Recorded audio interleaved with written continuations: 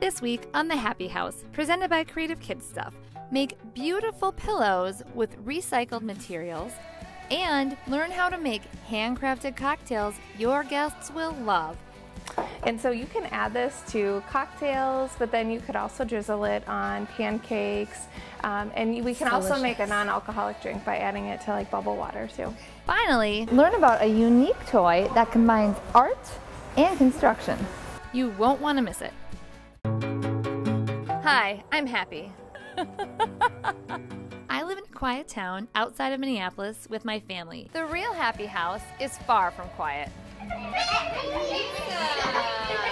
I learned early on things are much easier with a little help. I also have a few tricks of my own to share. It's go time, people. Welcome to the Happy House.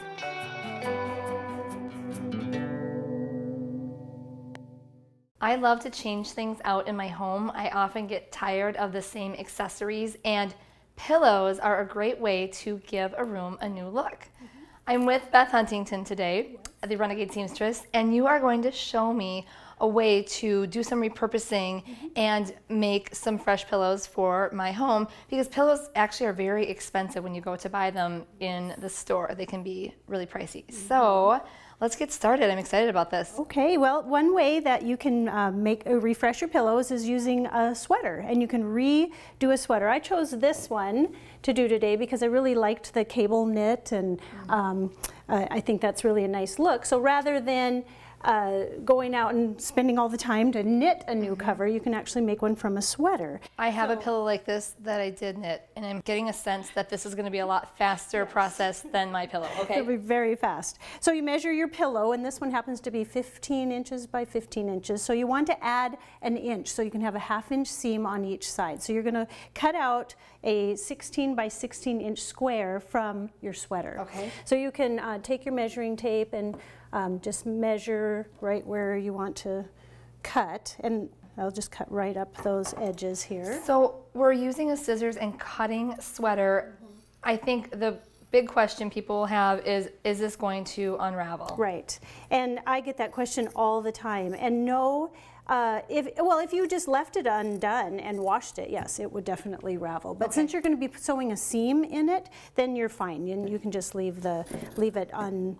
If you have a serger or something, that's even better, but you can use a regular machine. Just a regular sewing machine, okay. You can just use a regular sewing machine. And really, so far, this is really simple. We just laid out the tape. You weren't even that exact with your measurements, because since it's a sweater, if we sew it sort of to form, it's going to stretch a little bit. So we've got some play, which I like. That's the kind of project I like. Yes, and you can just be pretty creative with it however you want. So this one kind of goes right up to the edge here of the sweater.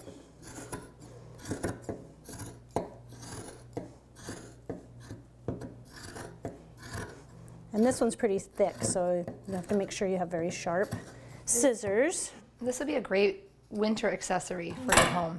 And then make sure you save the sleeve, because I'm going to show you what you can do with the sleeve in a little bit. So set that aside. So the next thing that you'll want to do is take your 2 squares that you cut out of your sweater fabric and place them right sides together.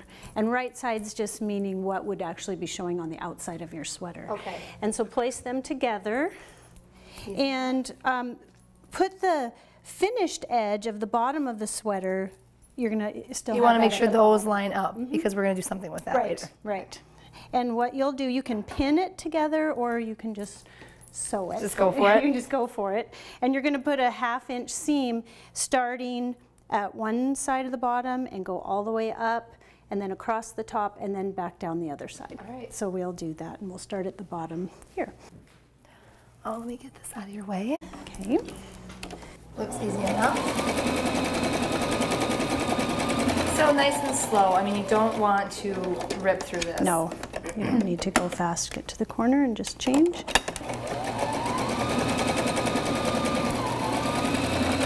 Okay. So then you're just going to turn it right side out. Pull out all, you can pull that side out, I'll pull this side out. And just poke out the corners. You could trim it if you want to. And then, so you've got that for, you could use that side, or even the other side is cute too. Well, they'll both, I mean, they'll both show. And then you tuck your pillow inside. And you don't even have to take the other cover off. You can just leave that on if you want to put it back out the next season, or just put it in like that.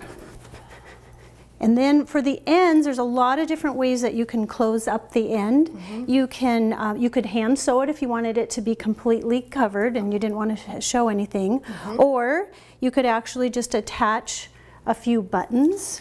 These would be fun, little leather buttons. So and then sew them on and simply snip them when you want to take the cover off. Yeah, or any kind of a pin. You could use like a big decorative safety pin and really pin that too. That would be really cute on the end. And so lots of different ways you can have it be like closed up. And there you go. A really cute pillow. All right, and we've got a couple of other options here. There's this sweater, if you, so that it would be really fun to go to your thrift store, get a whole bunch of a variety of patterns of sweaters and sew something. Also, making if somebody's been somewhere special, maybe outgrew a t-shirt or something like that, you could certainly use a t-shirt to cover a pillow. Yeah, a sports team t-shirt or something for your kids. That'd be cute on their bed. So I see we've got some leftover parts. Yes. And I also see we have this, which isn't typically something we have in our sewing segments. So what are we going to do now? Well, with the sleeve that you cut off, you can actually make a little gift bag for a bottle of wine if you want. That's so smart. I love how you use everything. Right, you'd be almost using everything there. So basically you would just, see how much of the sleeve that you wanted to keep on there. Okay. And then you would cut out about right here, just cut it off with the scissors. And then you would do just like we did with the sweater, where you turn it inside out and sew along the bottom. So you just turn it right side out, and then you can just sew the bottom seam. And about a ½ inch again is fine. And I didn't pin it.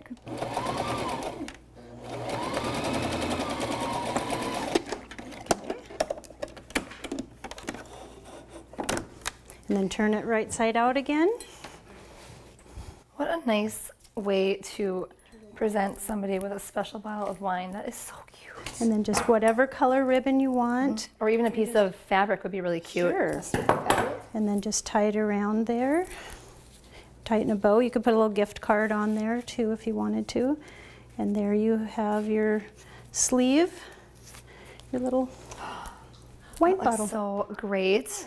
So pretty.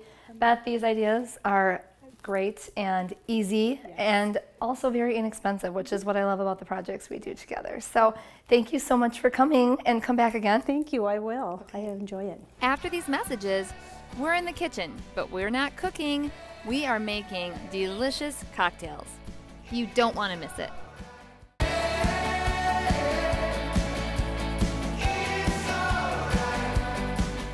Entertaining is one of my very favorite things to do. I love having friends over. And when I do have a party, I always like to have a signature cocktail to frame up the evening. I'm here with our family food expert, Alice Seufert, and she is going to give me some fresh ideas on cocktails that I can create for my guests. Yes. All right, hi. So let's get started. Well, I'm going to show you today how you can make a signature cocktail, which you like to do when you entertain, but make it super easy and year-round. So we're going to make a strawberry syrup first. And I love doing the strawberry syrup because when guests come over, they're expecting, a regular cocktail, probably one of their favorites, like a gin and tonic or something. But here we're taking a strawberry syrup, and when you bring that out, the guests really think that it's pretty spectacular and that you've gone to some extra effort to make a really fun cocktail for them. I'll pour you a little glass of it so you could see. Okay. And so you can add this to cocktails, but then you could also drizzle it on pancakes. And we can also make a non-alcoholic drink by adding it to like bubble water too. Okay. It's really good. I can taste how fresh it is too. Okay, I'm ready to learn. Okay, let's go make it. So on the stove here, I have about 2 pounds of strawberries, and all I did was just take off the stems and cut them in half. And then I added about a ½ cup of sugar and 2 cups of water and just brought it to a boil. Okay. And I like to add a little bit of vanilla bean extract too. And this came to a boil, but now we've got it kind of simmer, right? Yep, simmering, and I let it like cool down just a little bit, and then we'll take it over and I'll show you. We put it in a mesh strainer and just kind of let it sit there and let all this beautiful syrup come out. You know, sometimes it's frustrating when you want to know time duration, but sometimes it's a visual thing with cooking too. And I think especially when you're making strawberry syrup, you can see like all the color is coming out of the berries now. Yes. So it's a really, really light pink, and that means it's ready. It's ready for you to make the syrup. So now is it time to make our cocktails? it is. All right. So the first drink that we're gonna make is a mojito. So people love mojitos, and so this is an easy way to incorporate the strawberry syrup into that. So I'll have you just start with, you want to find something in your house that you can muddle the mint with. And so I'll just take a bunch of mint leaves like this, and let's put some Lime wedges, a little bit of sugar. And I like how we're doing things today because this is my style of cooking. A little bit of this, a little bit of that, not exact measurements necessarily. Right, and I think too, I'll have you get started if you want to muddle that. Okay. And I'm just using this spoon. Yep, exactly, just mash it down. With all of these drinks, you know, I think the basics as far as alcohol goes, 1 to 2 ounces per drink is a good ratio. So it's like a 2 to 1 kind of. Yep, exactly, yep. So with a mojito, we're using white rum. So Happy, what you're doing in there is you're releasing all of the oils from the mint leaves and all the oil from the lime. So mash that up a little bit more. And then what we're gonna do is add that to this glass. And what I like to do is do the alcohol first and then add the mixer. Okay. So, and that's why I think it's important that you kind of, if you can get away from the rule following with drink recipes and kind of see, because you're using different size glasses. So pour that right in here. Yep, and you want all that in there. So I'm adding my mixer until it seems at about the right level for the glass. And then what I want you to do is pour in some strawberry syrup. So I'd say about 2 tablespoons would be good for this drink. I think that's perfect. Okay, try that and tell me what you think. If I must. You must. This looks delicious. It looks really fancy, right? And super easy. That's good. So we'll make another drink that's like a drink that you kind of find a lot of times at parties. So we're gonna make a gin and tonic. So here, again, I'm just gonna kind of eyeball it. Like, you know, I kind of go like 1, 2. Yep. Right now, people really are into, you know, signature different mixers and different things. So I found like a cool tonic that I'm adding to that. Okay. If you want to add some syrup to here, some strawberry syrup. And then I kind of like also, you know, what you saw with the mojitos, we're adding in mint. You can find them in the produce area of your grocery store. Okay, so we're putting a little lime in there, and then we're gonna put a little rosemary, and that gives it a nice aroma. It's kind of a different thing to use that herb for. Let me smell. That is delicious. Cheers. Cheers. That's very It's kind of good. a fun take on a gin and tonic. And I typically don't love gin and tonics, but with this strawberry sauce, it's really fresh and delicious, and it kind of softens it a little bit. So exactly. nice, I like it. Is our strawberry sauce cool? Yeah, let's put that in the mesh strainer. Okay, so I'm going to pour it into here. Is that right? Yep. And let's just pour it. It smells delicious. Okay. This is a lavender strawberry vodka drink that we're doing. So the first thing I'll show you that we've done on here is, so in here there's grated lemon, a little bit of lavender buds that are edible, and sugar. So put some ice in your glass. Yep, get it wet and you can dip it in. Okay. How are you feeling? Do you feel like you want to measure, or do you feel like you can just eyeball it? No, I feel like I can eyeball it. Okay. That's how I roll at my own house. Okay. I got ice. And then we'll do this quickly. We're running out of time because this has been so... You do the alcohol, I'll do the lemonade. And then with this, we want to put in our strawberry syrup. So you eyeball that. All right. I have some edible lavender oil. And so I'm just going to put a little tiny drop in each. Okay. You want to just use a very, very tiny amount. All right. I do have my friend Lisa here with me today. Can we invite her in to have a sip of our cocktail? To have a drink. All right. What are you going to try? I'll try the lemonade. All right. Lavender. Yeah. Looks delicious. I'm going to try that again too. I'm going to try that too. What are you going to pick? Gin and tonic for All me. right. Yeah. Cheers, ladies. Cheers, ladies. Thank you. It is delicious. Oh my gosh. Alice, thank you so much. This has been fun Thanks. and educational, but I feel excited to have some people over soon. Yeah, thanks. After these messages, learn about a unique toy that combines art and construction.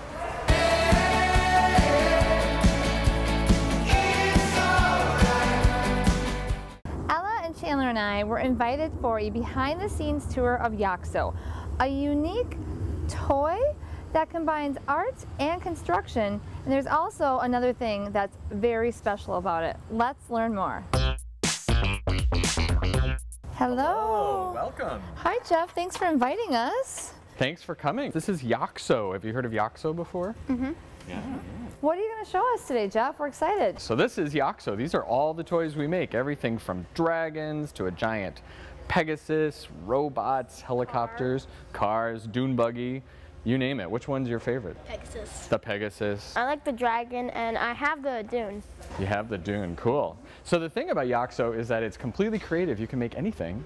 It's also recyclable. So you can use it for years and years and years, and then when you're done with it, you recycle it instead of putting it in the landfill like other toys. It says it right there. Exactly. Eco awesome. Creative construction kits. Creative construction kits. It's all about your brain, making your brains bigger. And then you can make stuff like this, but you can also make huge things like this tower. It's 15 feet of Yaxo. And we're building an even bigger one right now. You wonder how they made that? Yeah. How did we make it? Well, Teresa and Rory, who are around the corner, should we ask them? Let's ask Teresa and Rory.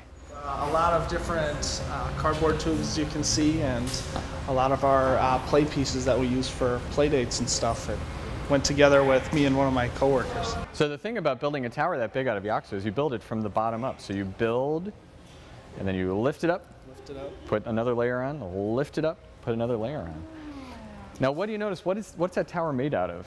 Cardboard. That's the other big deal, is that Yaxo works with stuff you have around your house like paper towel rolls and toilet paper tubes. So this is the design area. This is where all the Yaxo kits and all of our packaging and everything is designed. And so Kelly, who's right here, is working on instructions. So she's actually designing instructions for new kits. Anne manages all sorts of different projects around Yaxo, making sure that things are coming in, all the pieces and parts that make Yaxo happen. And this is where we make Yaxo. So the other thing that's special about Yaxo is that it's made right here in Minnesota, believe it or not. Very, very few toys that are sold in the U.S. are actually made in the U.S., so we're special. Hey, Jeff, how did you get the idea for Yaxo, or what inspired you? So the idea for Yaxo actually came to me when I was 8 years old. But it wasn't really my idea, it was my parents' idea. So when I was 8 years old, my parents gave me a cardboard box for my birthday. And in the cardboard box, there was tape, string, and wire. And I thought that was the coolest present that I had ever received. And so for about 33 years, I had that idea that, wow, someone should turn that into a product. And so I decided to quit my job 4 years ago and start a toy company. And what I wanted to do is give kids that same experience, that give them stuff that they could make other things out of, and to make sure that it was recyclable. So that's where the idea for Yaxo came from. Well, that's where it turns different from Lego. Exactly. You can add stuff around your house, so that makes us different. Although we love Lego around here, and Yaxo and Lego actually can connect to each other, which is pretty cool. You can make hybrid Yaxo Lego stuff, which is fun. But we are recyclable, we are made in the USA, and you can add stuff around your house. That makes Yaxo pretty special. I love that component about adding things from around your house. At Yaxo, what we want is you guys to be the inventors. We want you to be the designers. We don't have to be the inventors and designers. That's your job. That's the kids' job. I'm curious, what does Yaxo stand for or mean? When I invented Yaxo, I was starting to draw how these things were going to connect, because I wanted to connect tubes using these links. And the first 3 links that I designed were Y's, O's, and X's. And so as I was sitting there designing this, I realized that it spelled Yaxo. And that was it. It stuck. How many ways can you design with 4 pieces? You know, that's a very good question. We actually have an answer to that. We think it's infinite ways because, and I'll show you, because Yaxo connects to itself so many different ways. You can put it in like that, right? But you can also just dial it in like that. You can change it. And so really, there's no limit to the amount of ways you can put Yaxo links together. Endless possibilities. Exactly. We always like that. So one thing we do too is we have a lot of events. So you'll see we have these big bins with just like thousands and thousands of links. And what's great is we take those to events and then we just put them on the ground with a bunch of tubes and kids go to town. We don't have to tell them what to build, they just build. Well, it says State Fair right there. Yep, State Fair. Master. That's really great. Do you do a lot of community outreach? Absolutely. You know, the best way for people to learn about Yaxo, other than the happy house, is to play with it. Yes. And so we try to get it out into the world as much as we can, and to give kids and parents, and even adults who just like to play with stuff, Right. the chance to build with it, and then they get it, and the next thing you know, they're fans. It's a battering ram. It's a pattern. I love it. Battering. Okay. We see success for us is 30 years from now, there'll be all these new businesses and all these people solving problems. And you'll say to them, well, how did you learn how to solve problems and where did you get all these creative ideas? And we hope that some of those adults will say, well, when I was a kid, I played with Yaxo. So that's what we're trying to do every day, to keep kids creating and to raise creative adults. That seems like a good plan. Let's do it. We'll keep doing it. All right, do you guys want to play for a while? Yeah. Yes. Perfect. All right, cool. Thanks so much, Jeff. Thank you.